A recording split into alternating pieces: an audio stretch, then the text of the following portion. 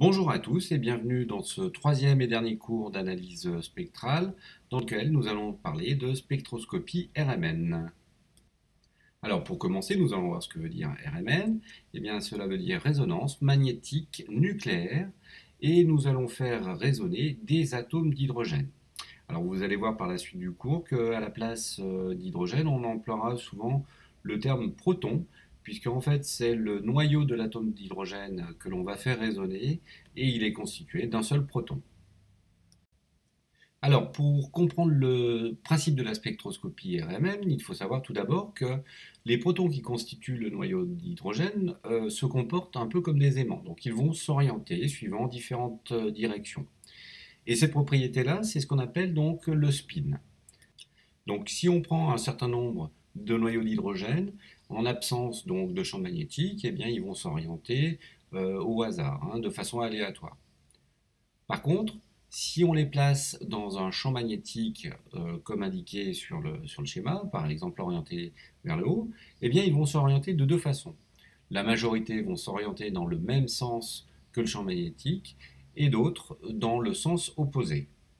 Ces protons se retrouvent donc dans deux états d'énergie différents. Ceux dont le spin est orienté dans le même sens que le champ magnétique seront dans un état stable avec un niveau d'énergie faible, alors que ceux dont le spin est orienté dans le sens opposé au champ magnétique se retrouveront dans un état instable avec un niveau d'énergie supérieur. Ils sont instables puisque au bout d'un moment, effectivement, ils vont revenir à un niveau d'énergie inférieur. Lorsque l'on envoie une onde électromagnétique sur ces atomes et que l'on choisit bien l'énergie de ce rayonnement, eh bien on va pouvoir faire passer donc ces atomes à un niveau d'énergie supérieur. C'est-à-dire que le spin va se retourner. Alors bien évidemment, lorsqu'on est dans cette situation, les atomes se trouvent dans un état instable. Ce qui fait qu'au bout d'un moment, ils vont revenir à un état stable en émettant le trop-plein d'énergie. Alors en plaçant un capteur à proximité, eh bien, on va pouvoir enregistrer l'énergie qui est libérée lors de ces transitions. Le signal qui est reçu nous donne une information sur l'intensité en fonction du temps. Il va pouvoir être transformé en intensité en fonction cette fois de la fréquence. Chaque pic sur le spectre va correspondre donc à une énergie reçue et donc à un spin qui se sera retourné. On aura donc ainsi des informations sur les atomes d'hydrogène dont le spin s'est retourné. Alors, parlons un peu du vocabulaire que l'on va utiliser pour interpréter ces spectres RMN. Donc, voici un exemple de spectre RMN. Alors, vous pouvez observer dans un premier temps qu'en abscisse, l'axe est orienté de la droite vers la gauche et qu'il représente en fait un déplacement chimique qui est donné en partie par million. Ce n'est pas une fréquence, mais c'est une fréquence comparée à une autre fréquence de référence. Donc cette fréquence de référence, elle apparaîtra systématiquement sur nos spectres RMN à 0 ppm. Ensuite, vous pouvez voir que sur le spectre apparaissent des pics ou des groupes de pics que l'on appellera des massifs. Donc ces massifs sont constitués donc, de plusieurs pics qu'on appellera des multiplets. Donc par exemple, le massif qui se situe entre 1 et 1,5 ppm est constitué donc, de 3 pics qu'on appellera un triplet, et celui qui est situé entre 3,5 et 4 ppm, constitué de 4 pics, sera appelé quadruplet. Vous pouvez voir aussi une courbe qui augmente à chaque fois qu'elle va rencontrer un pic ou un massif. Cette courbe, elle sera appelée la courbe d'intégration. Donc on verra par la suite à quoi elle correspond. On peut voir sur un spectre RMN qu'à chaque pic ou chaque massif va correspondre à un déplacement chimique particulier. Alors ce déplacement chimique, il va dépendre en fait de l'environnement des protons. Si par exemple les protons qui sont en bleu, on peut remarquer qu'ils sont tous proches d'une double liaison carbone-oxygène. Eh bien leur déplacement chimique se situera entre 2 et 3,3 ppm. Ils vont donc correspondre à ce pic et à ce massif. On peut remarquer aussi les protons en vert qui sont liés à un atome tétragonal. Et dans leur environnement, on trouve que des atomes de carbone et d'hydrogène. Leur déplacement chimique se situera donc entre 0,8 et 1,7 ppm, et donc ils vont correspondre à ce massif. Alors voici un premier exemple d'une molécule et de son spectre RMN. On peut observer dans un premier temps donc, la présence de deux pics. Or, dans la molécule, on observe qu'il y a 10 atomes d'hydrogène. On a vu précédemment que le déplacement chimique dépendait de l'environnement des atomes d'hydrogène. On peut donc en conclure que certains atomes d'hydrogène auront exactement le même environnement. Ces atomes d'hydrogène, on les appellera protons équivalents. Alors, repérons sur la formule de la molécule des protons équivalents. Eh bien, c'est relativement simple. Ces 9 protons ont exactement le même environnement, ce seront donc des protons équivalents. Ils vont donc avoir le même déplacement chimique. Et puis il y a un atome d'hydrogène qui est dans une autre configuration, qui aura donc un déplacement chimique différent. On a donc deux groupes de protons équivalents, donc deux pics. Alors, voyons quelques exemples supplémentaires. Commençons par la molécule d'éthanol. Eh bien, on peut repérer un groupe de 3 protons équivalents, et puis on a un autre atome d'hydrogène qui est tout seul. Donc, 3 groupes de protons équivalents, on aura donc 2 pics. Pour la molécule d'éthanoate d'éthyle, eh bien, on va pouvoir repérer 3 groupes de protons équivalents. Ces 3 groupes de protons équivalents vont donc former 3 pics ou 3 massifs. Ici, on voit qu'on a un pic et 2 massifs. Alors, voyons maintenant comment on va utiliser la courbe d'intégration. Alors, cette courbe d'intégration, on a remarqué qu'elle montait à chaque fois qu'elle rencontrait un pic ou un massif. Mais elle ne va pas monter de la même hauteur à chaque fois.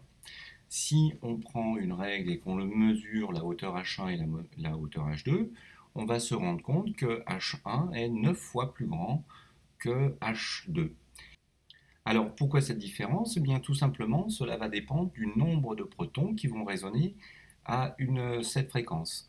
Eh bien effectivement, on peut regarder sur la formule de la molécule, le groupe de protons équivalent A est 9 fois plus important que le nombre de protons équivalents en B. En fait, la hauteur du saut de la courbe d'intégration est proportionnelle au nombre de protons qui ont résonné pour ce pic. Pour la molécule d'éthanol, nous observons deux pics et nous voyons bien que le H1 est plus grand que H2. Le nombre de protons associés au pic 1 sera donc plus important que le nombre de protons associés au pic 2. Effectivement, si on regarde dans la formule de la molécule, nous voyons deux groupes de protons équivalents, un groupe constitué de 3 atomes d'hydrogène et puis un groupe avec un seul proton. Et en faisant le rapport H1 sur H2, on trouve bien un rapport de 3. On peut donc associer les protons qui sont en rouge au premier pic et le proton en bleu, on peut l'associer au deuxième pic. Pour la molécule d'éthanol, nous voyons 3 massifs différents. Nous aurons donc 3 groupes de protons équivalents différents, qui sont relativement simples donc, à repérer sur la formule de la molécule. On constate aussi que les hauteurs H1, H2 et H3 sont différentes. H1 étant plus grand que H3, qui est lui-même plus grand que H2. Et en faisant donc les rapports, il est relativement simple d'associer en fait chaque groupe de protons équivalents à chacun des massifs ou pics. Alors, parlons maintenant du nombre de pics présents dans les massifs. Alors, si on fait un zoom sur le premier massif, on observe deux pics. C'est ce qu'on va appeler un doublet. Pourquoi est-ce qu'on observe deux pics? Eh bien parce que les protons qui vont résonner à cette fréquence auront un seul voisin. Si on fait un zoom sur le deuxième massif, on observe un total de 7 pics, c'est ce qu'on appellera un septuplet. Les protons qui résonnent à cette fréquence auront donc 6 voisins. Alors c'est relativement simple pour trouver le nombre de voisins, à chaque fois on compte le nombre de pics, moins 1. Lorsque l'on trouve sur le spectre un pic tout seul, c'est le cas ici à 3 ppm, eh bien cela veut dire que les protons qui résonnent à cette fréquence n'auront pas de voisins. Alors cherchons sur la molécule l'atome d'hydrogène qui n'a pas de voisin, eh bien c'est celui-ci. Alors cet atome est un peu particulier en effet, puisque tous les atomes d'hydrogène qui sont liés à des atomes d'oxygène ou d'azote n'auront jamais de voisin. Alors, qu'appelle-t-on un voisin? Eh bien, ce sont les atomes d'hydrogène qui se situent à 3 liaisons de l'atome d'hydrogène qui va vibrer. Prenons un exemple, l'atome d'hydrogène en vert, ici. Si l'on compte à 3 liaisons de cet atome d'hydrogène, on va trouver 6 autres atomes d'hydrogène.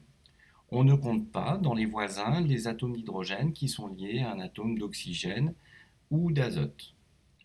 On vient de compter 6 voisins pour l'atome d'hydrogène en vert, il va donc correspondre au septuplet. Et les hydrogènes qui sont en bleu ne possèdent, eux, qu'un seul voisin, celui qui est en vert. Ils vont donc correspondre au doublet. Alors, voici le spectre et la formule développée de la butanone. Donc, on constate sur le spectre 3 pics ou 3 massifs. Donc, on devrait trouver 3 groupes de protons équivalents. Alors, allons-y, cherchons sur la formule de la butanone les groupes de protons équivalents. Eh bien, nous avons un premier groupe en bleu, ici, un groupe en vert et un groupe en rouge. Donc, on a bien nos 3 groupes de protons équivalents et nos 3 pics ou massifs.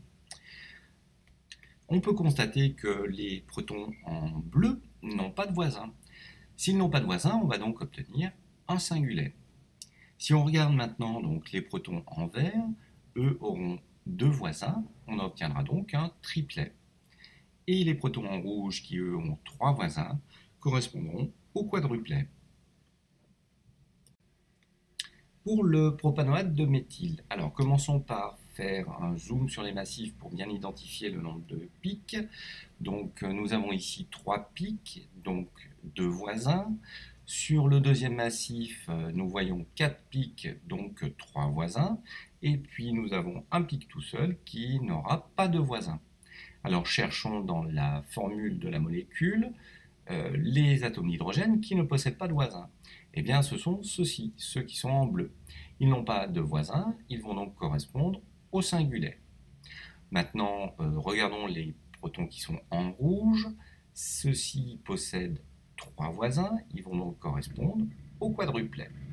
Et on finit par les atomes d'hydrogène en vert, qui eux vont posséder 2 voisins, ce qui correspondra donc au triplet.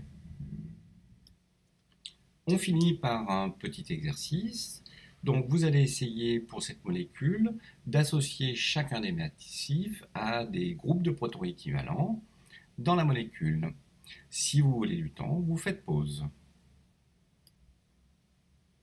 Alors, dans un premier temps, nous allons chercher les groupes de protons équivalents dans la molécule. Alors, nous avons un premier groupe ici, 3 protons équivalents en bleu, 2 en rouge et 2 en vert. Nous allons ensuite utiliser la courbe d'intégration. Alors, on peut remarquer sur cette courbe d'intégration que H2 et H3 sont la même hauteur, et puis H1 qui est un peu plus grand que H2. Et si on fait le rapport, on observe que H1 est égal à 1,5 fois H2. Le premier massif va donc correspondre à un nombre de protons plus important. Il va donc correspondre au groupe de protons équivalent qui contient le plus de protons. Donc c'est relativement simple, ce sont les protons qui sont en bleu. Alors on peut le vérifier aussi en comptant le nombre de pics dans le massif. Ici on observe un triplet et effectivement les protons en bleu n'ont bien que 2 voisins. Il va falloir maintenant distinguer les 2 autres massifs qui contiennent exactement le même nombre de protons. Alors on va se servir donc du nombre de pics dans le massif. Si on regarde le troisième massif, il contient 3 pics, il aura donc 2 voisins. Et ce sont les protons en vert qui ont 2 voisins. On peut aussi vérifier cette correspondance en regardant la valeur du déplacement chimique. Ces protons en vert, ils ont quelque chose de particulier. l'atome de carbone auquel ils sont liés est lié à un atome de brome. Et ce qui correspond à un déplacement spécifique lorsque l'on va regarder la table des déplacements chimiques. Les atomes d'hydrogène en rouge possèdent, eux, 5 voisins. Et effectivement, dans le massif numéro 2, on compte 6 pics. Voilà, ce cours se termine. Merci, au revoir et à bientôt.